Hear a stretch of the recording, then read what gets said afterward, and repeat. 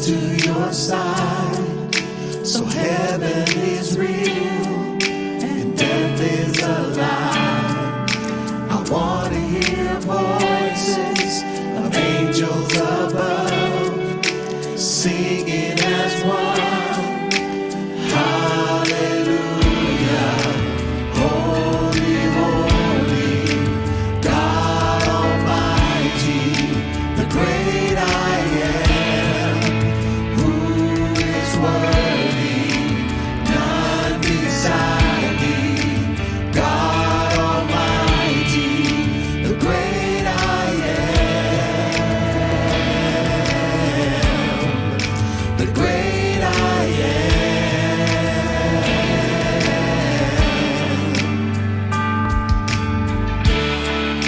I want to be near to your heart, loving the world, hating the dark.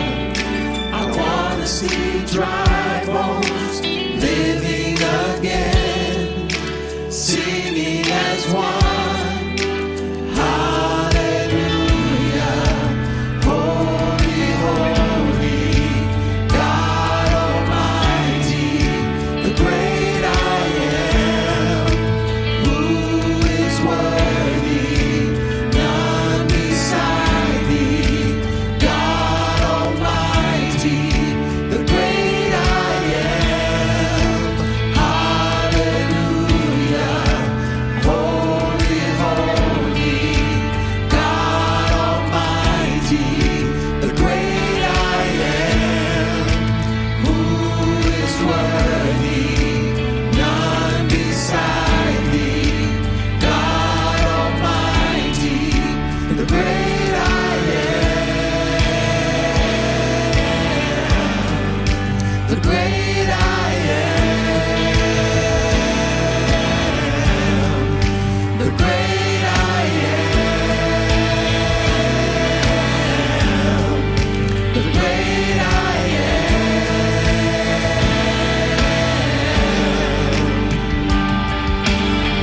The mountains shake before him, the demons run and flee. At the mention of your name, King of Majesty, there is no power in hell or any who can stand before the power and the presence of the great I am, the great I am, the great I am, the great I am, the great I am, the great I am.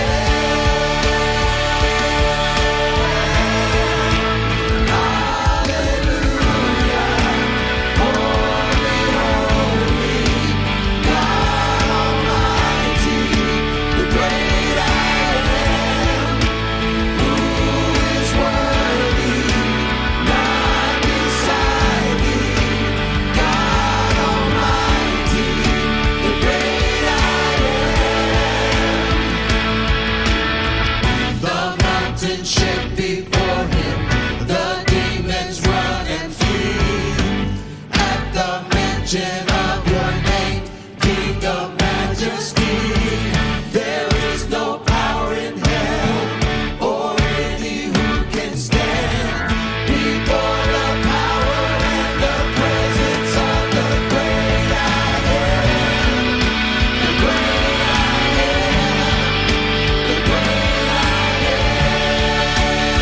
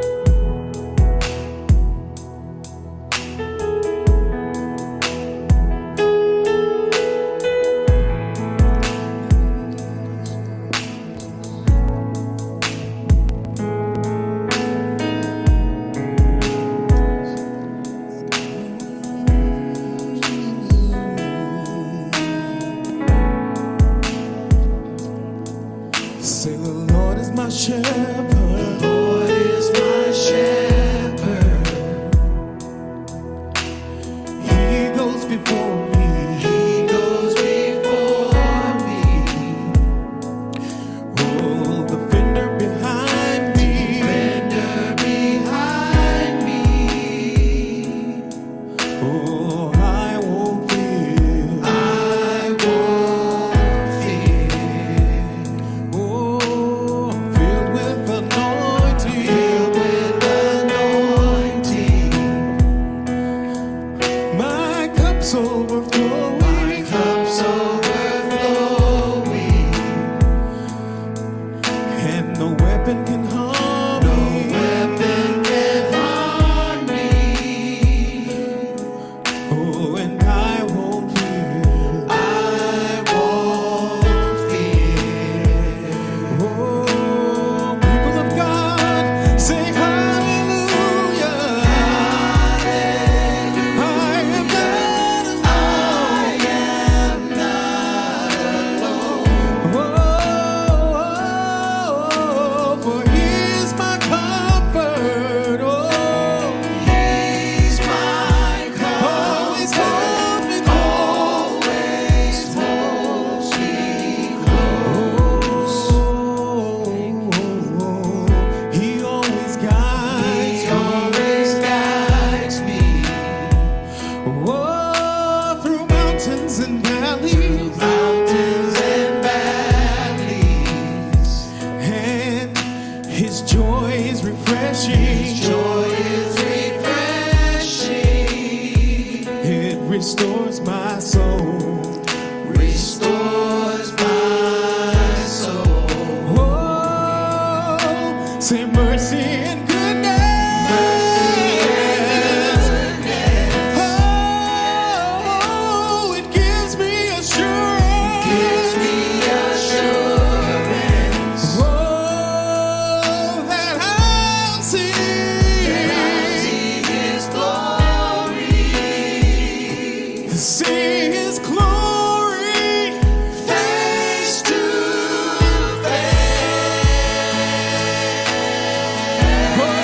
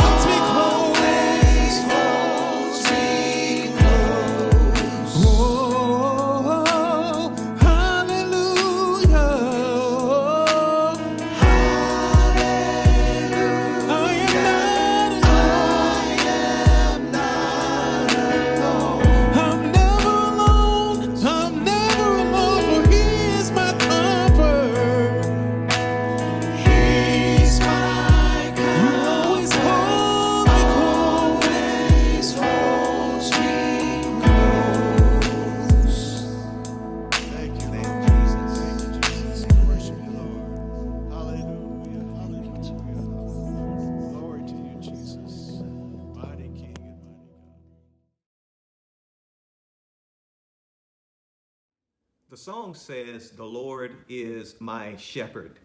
The Lord is my shepherd." And a shepherd, he never leaves his sheep alone. He's always watching, making sure that they're okay, making sure that they have what they need, protecting them, feeding them, making sure that they stay in the right pasture. He's always somewhere in the vicinity of his sheep. Social distancing and the stay-at-home ordinance, they tend to make us feel like we are isolated. I know it's for a good reason, but nevertheless, it has an impact on us. It makes us feel like we are isolated or that we are alienated. And not only that, but the stay-at-home ordinance, it more or less keeps us from being in the same facility at the same time, where we love to gather and to fellowship with each other and encourage one another. But know this, even though we can't do that at the moment, he is always with us. No matter where we are, we're still in his pasture, and he is still as close as the mention of his name. We, remember this, are not alone. Hey everybody, we're glad that you have joined us and tuned in today. We'd also love for you to visit our website, and that website address is www.restorationchurchdfw.com. Amen. Today, I want to talk about something that is, to many of us, a real thing. I want to talk to us about something that all of us have experienced at some point or another, and that is failure. I want to talk about failure today. In preparation for today, I read an article entitled, and this is the title of it, "Car Manufacturers Use Crash Scene Investigators to Improve Safety." An increasing number of car manufacturers are introducing their own crash scene investigators to attend crashes involving their vehicles. In a piece published by the New York Times, this practice of hiring crash scene investigators, started back in the 70s by Volvo, is explored in detail. The Swedish manufacturer has a dedicated traffic accident research team in operation 24 hours a day, which responds to incidents involving one of their vehicles within an hour's drive of the headquarters that is in Gothenburg, Sweden. And so the team is automatically alerted by the Volvo on-call system that they have. At a crash site, when they arrive, investigators from Volvo will let local authorities take care of and do their work. And once all the critical rescue operations are carried out, they will begin inspecting the vehicle. They will begin taking photos and make various measurements. Volvo then collects all of its crash data and has used this information that they gathered to improve the safety of its vehicles. They want to know what went wrong. They want to learn from their failure. Computers today are better than they ever have been. If you know and been around a little while, you can remember the big clunky computers and how hard they were to really understand and operate. And so the designers today, they are making their systems and their computers better. And so what they like to do is they actually take and gather the data, the crash data. They take and study it, and they learn from it. I remember when I bought my computer, my laptop computer, and began to set it up, I happened to notice a statement that was in there. I had to acknowledge it, whether I wanted to allow it or not. It said this: "With your permission, Mac operating system can automatically collect analytics information from your Mac and send it to Apple." Why? To help improve the quality and performance of its products. There were two things there to glean from this. First of all, They want to understand what went wrong. Perhaps it's something they had never encountered before, but they want to understand the problem. They want to understand why their system failed. The second part of this, to glean from it, is that they feel that by analyzing their failure, they can make their product better. They want to learn from the mistake. They want to learn from their failure. May I ask you a question? How do you feel about failure? Failure in your life, failure around you. How do you feel about failure? It is said that failure is a necessary forerunner to ultimate success. Let me say that again. It is said that failure is a necessary forerunner to ultimate success. Have you ever heard the proverb that says, if at first you don't succeed, try again? I believe there's some wisdom in that. Many of you listening right now want to live for God to the best of your ability. You want to arrive. You want to be that one that is executing what God has left us to do. And you want to enjoy life that is full of purpose as well.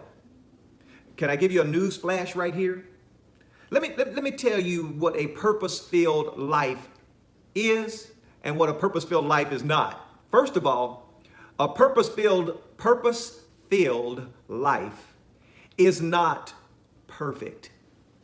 It is not perfect because it has its share of failures. It has its share of mistakes. It has definitely its shares of mess-ups. A purpose-filled life has those three things. But let me tell you what a purpose-filled life instead is.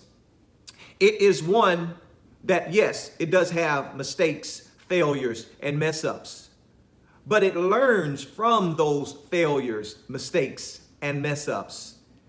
And not only learns from them, but it uses them as a foundation for future efforts. So the next time that I come across and do something, hopefully I will have learned from my past mistakes, mess-ups, and failures, and never have to repeat them again. Today we're going to look into the scripture in Luke chapter 22, verses 31 through 34. And I'm going to be reading from the New Living Translation here. But I want to, if you would, grab your Bibles and let's look at it together, and read it together. Luke chapter 22, verses 31 through 34. Simon, Simon, Satan has asked to sift each of you like wheat. But I have pleaded in prayer for you, Simon, that your faith should not fail. So when you have repented and turned to me again, strengthen your brothers. Peter said, Lord, I'm ready to go to prison with you and even to die with you. But Jesus said, Peter, let me tell you something. Before the rooster crows tomorrow morning, you will deny me three times that you even know me. I believe that if I could sum up what Jesus was telling Peter, I believe he was telling Peter, listen, Peter, I already know you're going to fail me. I already know you're going to mess up. I already know that you're going to make that mistake. But, as I said before, mistakes and failures are a precursor or a forerunner to ultimate success. And I believe he was telling Peter, look, you're going to mess up, but don't major on minors. You're going to mess up, but what I want you to do after you mess up is get up. Amen. And so I've entitled our message today, Failure Isn't Final. Failure is not final. Oftentimes we try to divide our world into two groups of people. We look at them as those who succeed, and then we look at, on the other hand, of course, those who fail. Conventional wisdom might tell us that people who succeed never fail. Conventional wisdom might tell you that people who succeed never fail. We don't focus on their failure. And failures, on the other hand, conventional wisdom might tell you they never succeed. But nothing could be further from the truth. Can I give you a list of some of the failures that the world has seen in conventional wisdom? Albert Einstein wasn't able to speak until he was almost 4 years old. And his teacher said he would never amount to much. Michael Jordan, we all know who he is, the famous NBA basketball player, was cut from his high school basketball team, went home, locked himself in his room, and you know what? He cried. I get it. Amen. Walt Disney, we all know who Walt Disney is. Man, Disney World, Disneyland, and all those things. Well, Walt Disney actually got fired from a newspaper for, in their words, lacking imagination and having no original ideas. We can laugh at that. We can look at that right now and say, how did they say that? Nevertheless, this was the conventional wisdom of their time. Oprah Winfrey, we all know who she is. Oprah Winfrey was demoted from her job as a news anchor. Can you imagine that? Why? Because she wasn't fit for television. Somebody in their judgment made that conclusion, came to that conclusion. The Beatles. Now, a lot of you Generation X's and you newer, if you were born after 1990, you probably have only heard of the Beatles. But many of us, and actually before me, we know who the Beatles are, or we have at least heard of them.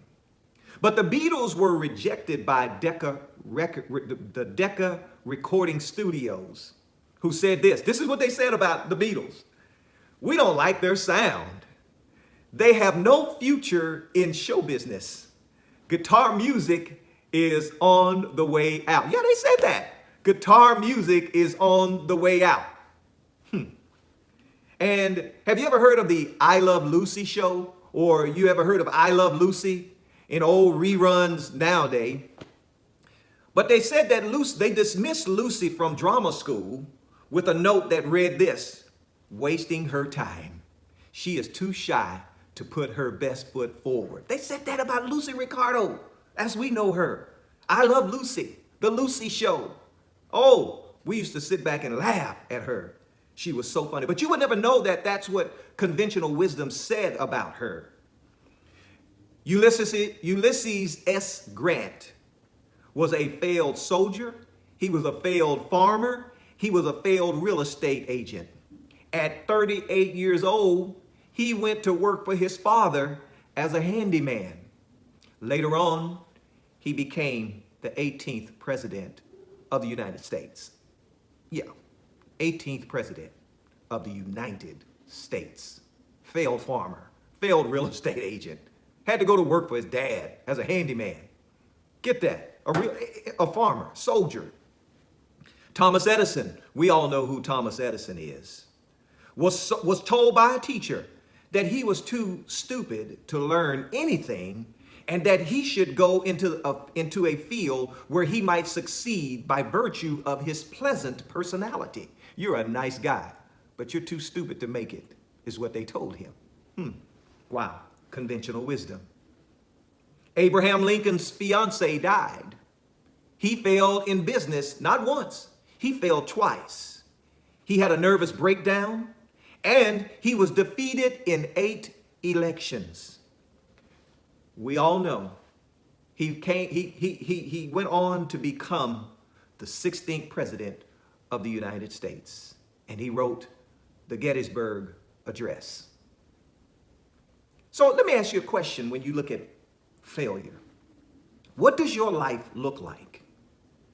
Some of you may have dreamed and you dreamed of starting a business, and you got out there and you started your business and you followed your instinct. You did your homework. You did all of your due diligence. You counted the cost, as the scripture tells us, and put forth all your effort into it. But it didn't work out. It didn't work out. Or, on the other hand, as a spiritual being, after becoming committed to God's word and you want to obey it, you see something in the scripture and you are just trying to be compliant. You want to follow through with it. You want to do it. And you seem to be experiencing, as a result of trying to do it and carry it out, you seem to be experiencing more failures than successes. Seems like, man, the more I try to do God's word, the more I keep falling flat on my face. Remember the proverb that said, if at first you don't succeed, try again. A purpose-filled life is and does have its share of mistakes, failures, and mess-ups. Amen. And so you have to realize this and develop that attitude that says that, listen, this time I failed. This time didn't work like I thought, but the next time it'll be better. Be like the computer gurus. Be like the car manufacturers. Learn from our mistakes and say this: I may be down, but I am not out. Why? Because failure is not final. It is not the end of the book. It's only a part of the book. And if you want to have a purpose-filled life, listen, you have to take and build on those failures. Learn from those failures. Glean everything you can from what went wrong. Instead of, can I say it like this? A pity party or feeling sorry or getting angry. That is okay, but honestly, it's a waste of time. Because at some point you have to get up, dust yourself off, and move forward with the information that you've gleaned from your mistake so that you can build and at some point ultimately become successful in whatever your endeavor may be. If you're experiencing success today, I am sure that you can look back and see that before things got better, there were some failures along the way. That's because failure is usually a forerunner to success. Sooner or later, I'm going to get it right, is the attitude you ought to have. As a Christian, you may not have the scripture down pat. You may not have that particular thing down pat, but you have to say within yourself, I am not going to give up. Failure is not final. Failure is a part, and it's a part of a purpose-filled life. It's a part of growing up. Praise God. And so don't major on minors. Don't major on minors. You see, on January 28th, 1986, the Space Shuttle Challenger exploded shortly after takeoff. There were 7 astronauts on that aircraft, and they were all killed. It was the 25th shuttle launch since NASA started the shuttle service in 1981. For the first time, a teacher was a member of the crew. Her name was Krista McAuliffe. I remember that very, very well. I know exactly where I was when this happened. And so she had won a contest against thousands of other teachers, and she was able to go up on that shuttle. 73 seconds after takeoff, an explosion took place. The Challenger disaster was the first time that Americans had lost astronauts during flight. When that happened, it shook us. It shook the United States.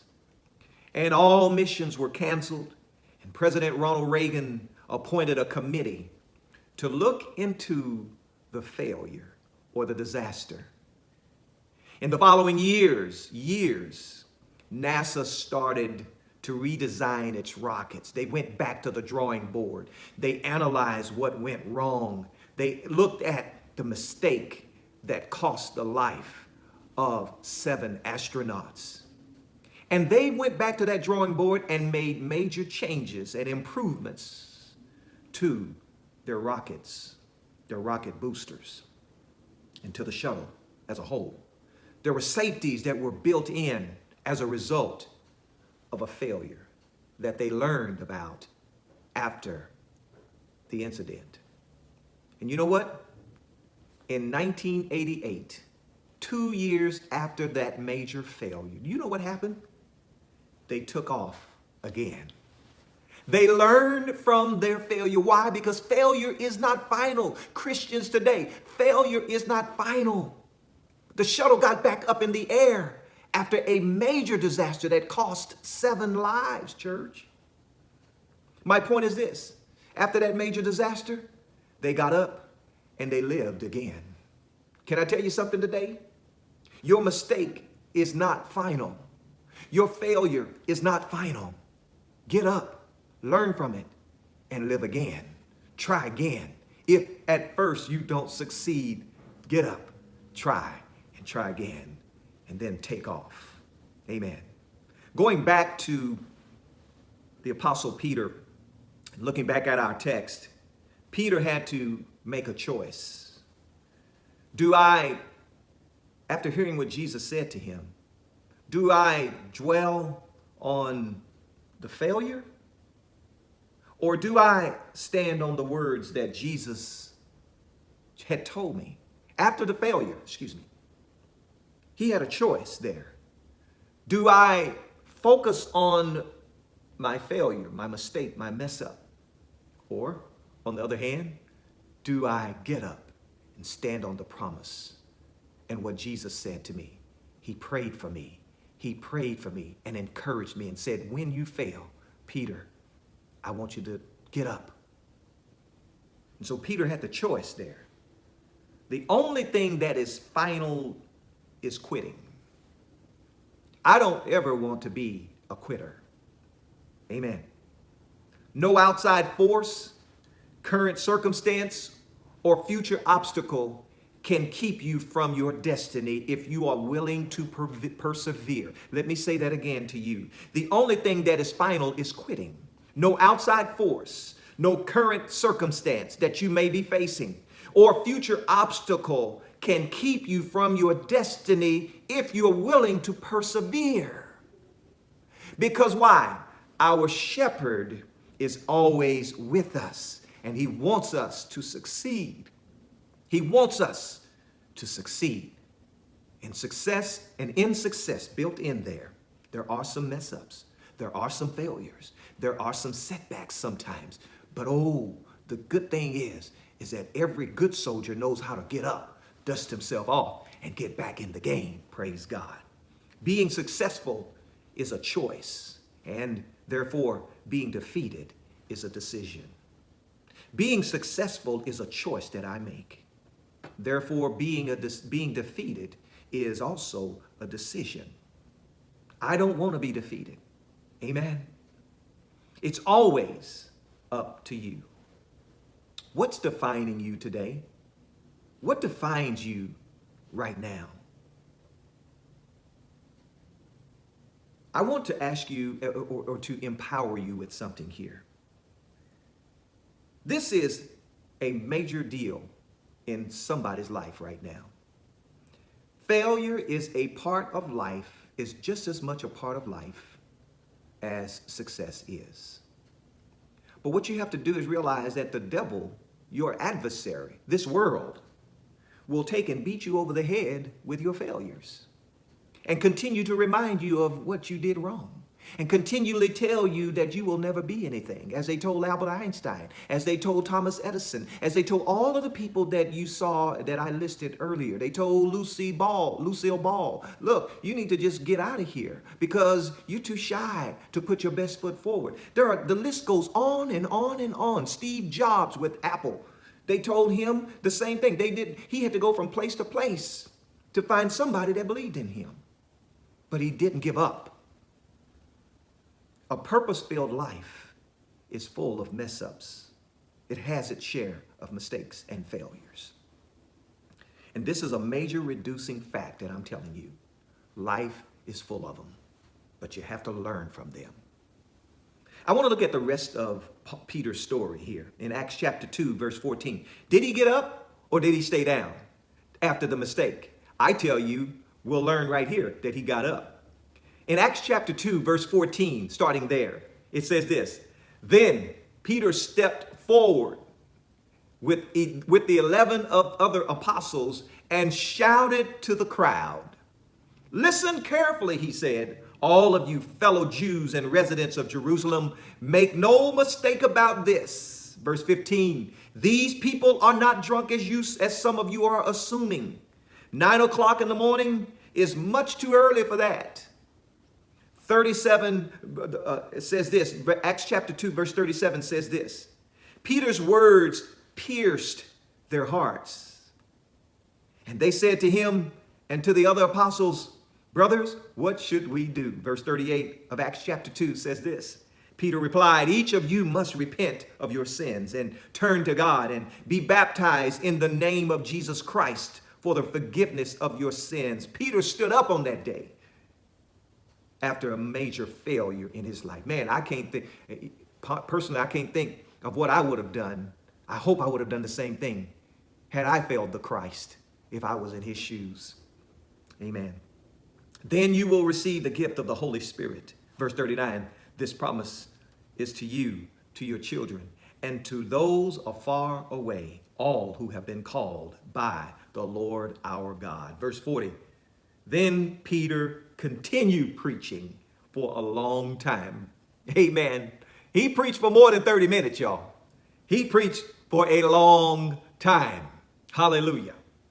Strongly urging all his listeners, save yourselves from this crooked generation. Verse 41, those who believed what Peter said were baptized and added to the church that day, about 3,000 in all.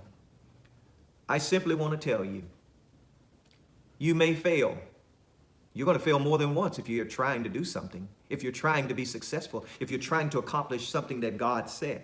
You're going to, if you are trying to be somebody, you are going to fail. But you have to have the right attitude toward failure. Failure is not final. Sometimes it gets in our head and we just look at and we begin to play it over and over again, what we did wrong, but for the wrong reason. We need to play it over and over in our head so that we can glean from it, so that we can learn from it, and then build on it. That's what Christ wants us to do. He doesn't want us to feel sorry. He doesn't want us to sit back. He wants us to keep trying. He wants us to know that he's going to give us the strength we need. He's going to give us everything he needs. Why? Why? Because he is our shepherd. Amen. And we shall not want. We shall not be lacking. Today, I just want to encourage you. If you've stopped living for God or you're not as on fire for God, I get it.